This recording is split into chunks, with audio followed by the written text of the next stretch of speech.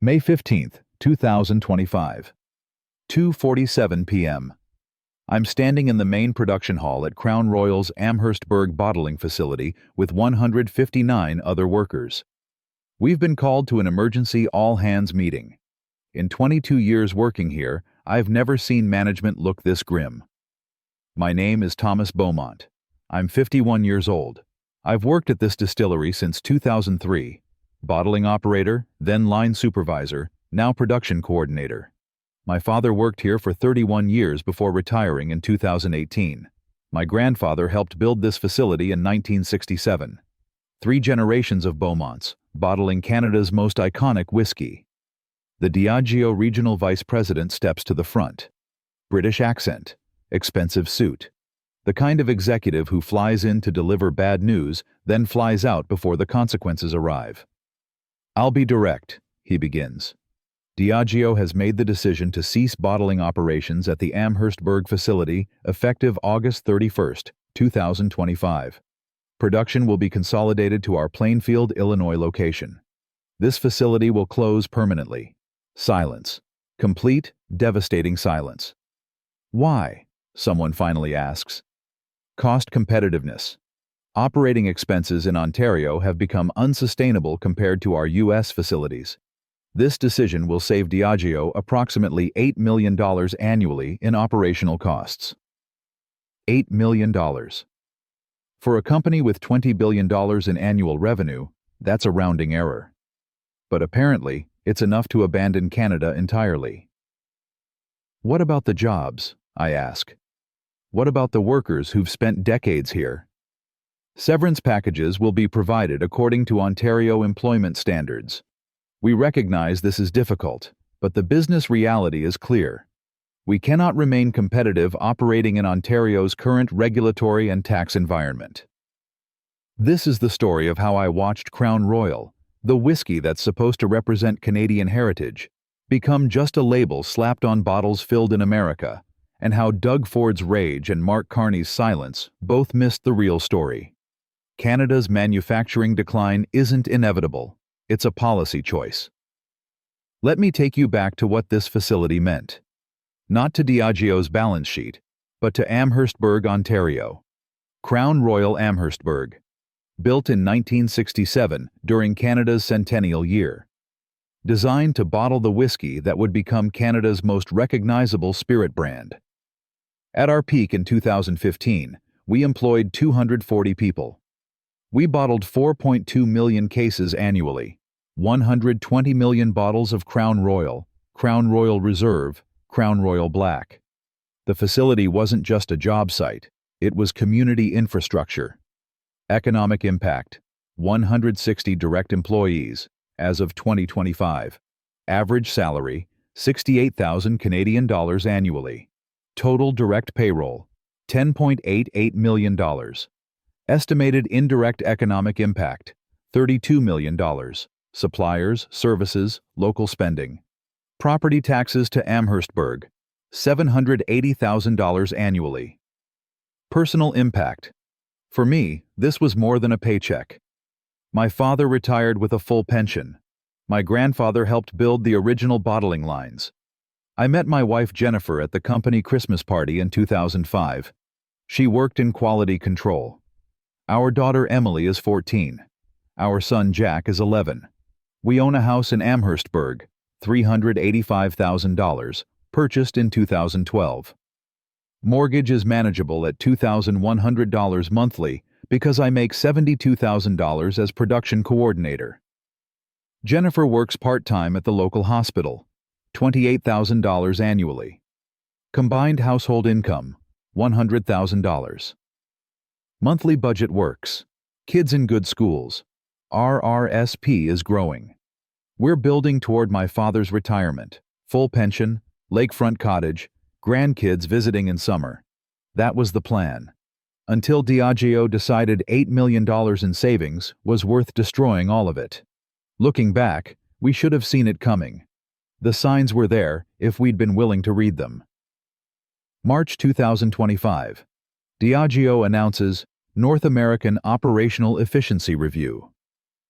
Corporate speak for We're looking to cut costs. April 2025. Consultants start appearing. Clipboards. Expensive suits. Measuring everything. Asking questions about productivity, staffing levels, operational costs. One consultant corners me during a shift. What's your all-in cost per case bottled? About $4.20 Canadian, I tell him. That includes labor, utilities, materials, overhead allocation. He makes a note. And you're aware the Plainfield facility operates at $2.90 USD per case? Different scale, I counter. They run higher volumes. Economics of scale. Not just scale. Labor costs, regulatory compliance costs, energy costs. Ontario's business environment is significantly more expensive than Illinois. I dismissed it at the time. Consultant nonsense, finding problems to justify their fees. But he was right. And I should have known. Back in that meeting, the VP is still talking. Severance packages, outplacement services, resources to help transition. But nobody's listening to that. We're doing math in our heads. Total, $36,000. To replace a $72,000 annual income. To support a family of 4. To pay a $2,100 monthly mortgage. $36,000 buys me about 8 months if we're incredibly frugal. Then what? Find another manufacturing job in Amherstburg? There aren't any. The automotive supply chain mostly left years ago. Now Crown Royal is leaving. Jennifer finds me after the meeting. She'd heard through the hospital grapevine. Bad news travels fast in small towns. What do we do? She asks. I don't know. Look for work, I guess. Maybe Toronto. Maybe Michigan. Michigan? Diageo's offering relocation packages to Plainfield for critical staff. They asked if I'd consider moving. Moving to Illinois? Tom, your family's been in Amherstburg for 3 generations. Your dad's here. My parents are here. I know. But Amherstburg without Crown Royal? Without manufacturing? What's left here except watching the town die slowly? May 17th. Doug Ford holds a press conference. He's furious. Smashes a bottle of Crown Royal on camera. Dramatic, useless gesture. This is unacceptable, he shouts. Crown Royal is a Canadian brand. They can't just abandon Canadian workers. I'm calling on the LCBO to remove Crown Royal from Ontario shelves until Diageo reverses this decision. Great theater. Useless policy. Because here's what Ford doesn't address.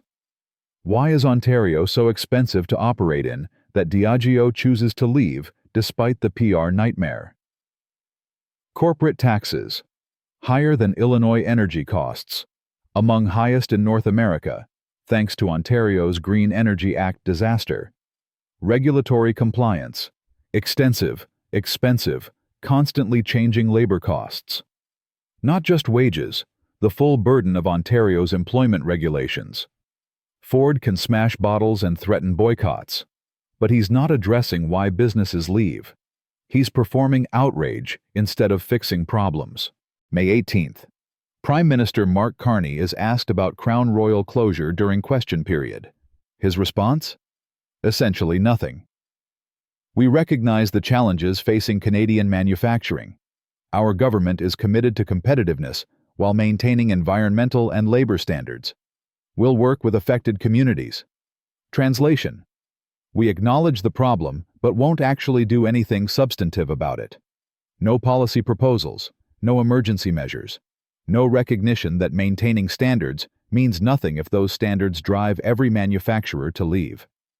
Carney's better than Trump's chaos, I'll give him that. But better than chaos is setting the bar remarkably low. Competence without courage to address real problems is just slow decline instead of fast collapse. That week, I did something I'd never done before.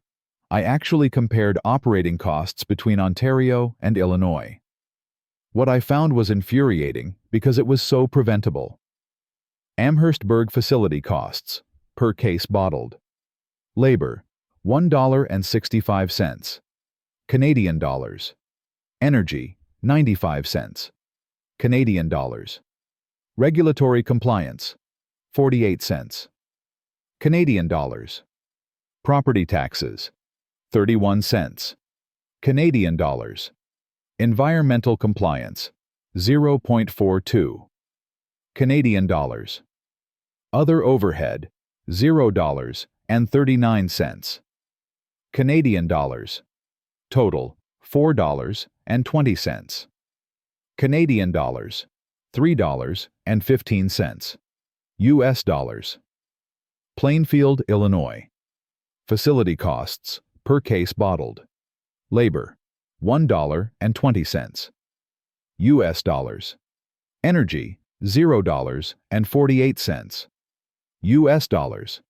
Regulatory compliance, 0.2. 2 USD. Property taxes, 0.18 USD. Environmental compliance, 0.28 USD. Other overhead, 0.54 USD. Total, 2.90 USD. The difference, 25 cents per case.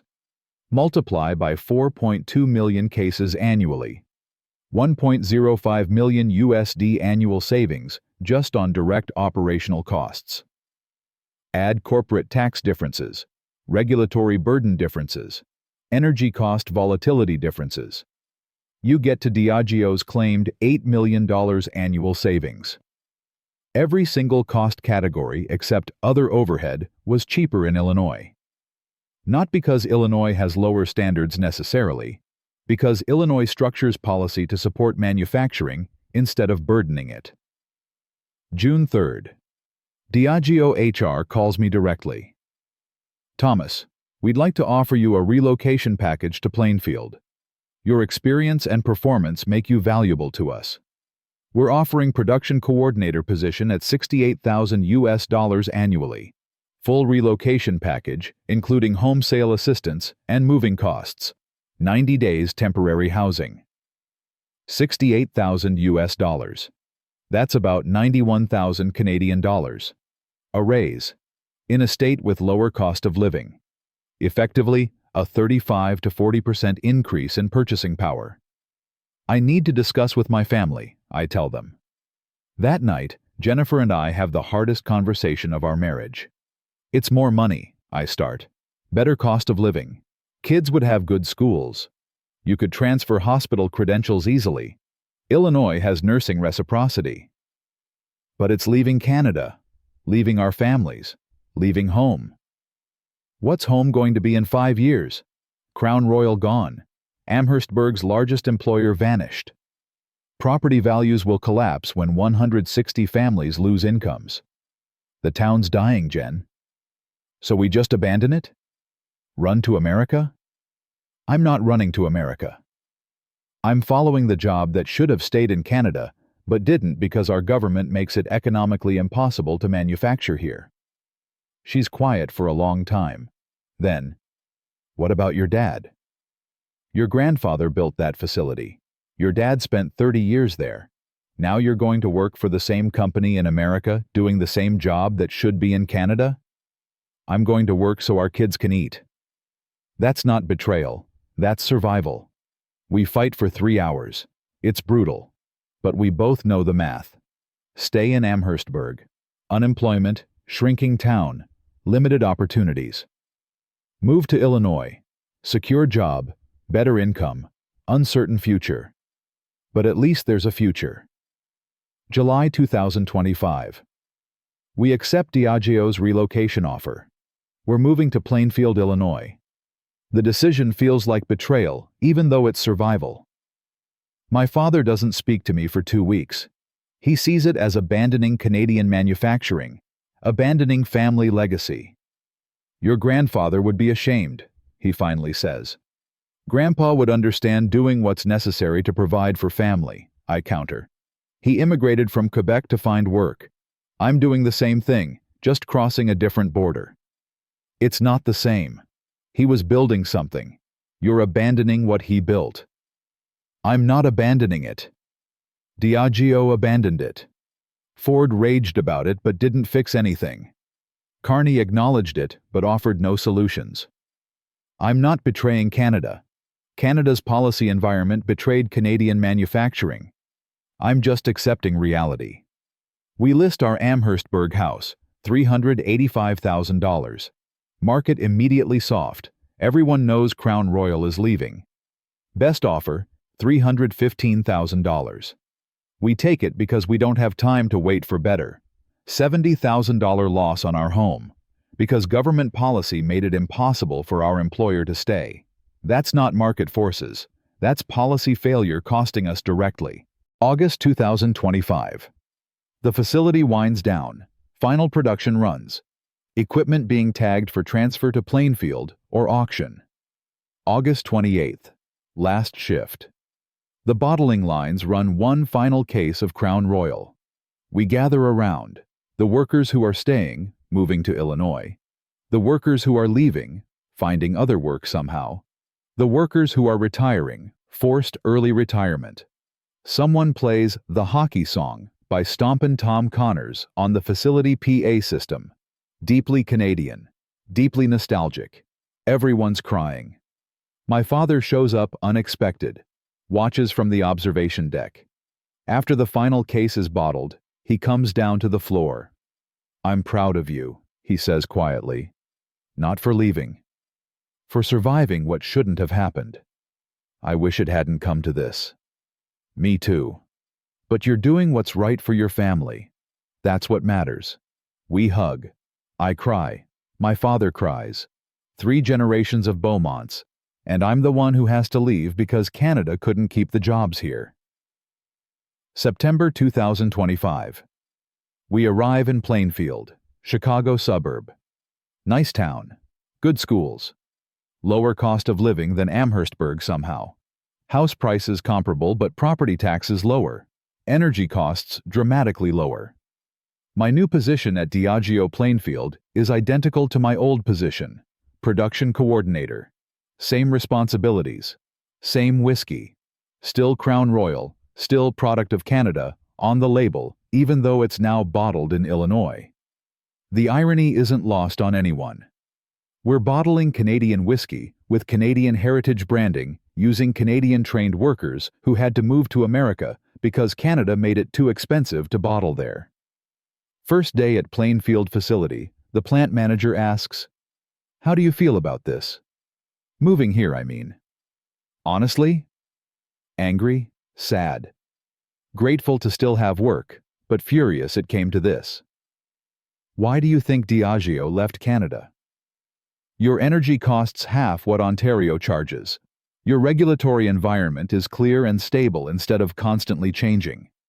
Your tax structure supports manufacturing instead of burdening it. Ontario talked about supporting manufacturing, but every policy made it more expensive. Illinois actually wants manufacturing here. He nods. That's exactly right. We're not better workers than you had in Canada. We're not smarter. We just have government policy that doesn't actively sabotage us. October brings news from Amherstburg. All bad. Crown Royal facility officially closed September 30th. Equipment mostly shipped to Plainfield. Building sites empty. 160 workers laid off. 37 took relocation offers, including me. 123 are unemployed or found other work outside manufacturing. Local economic impact, devastating.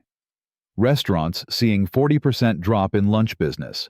Retail stores struggling. Property values down 15% and falling. Amherstburg's mayor gives an interview. We've lost our largest private employer. This is catastrophic for our community.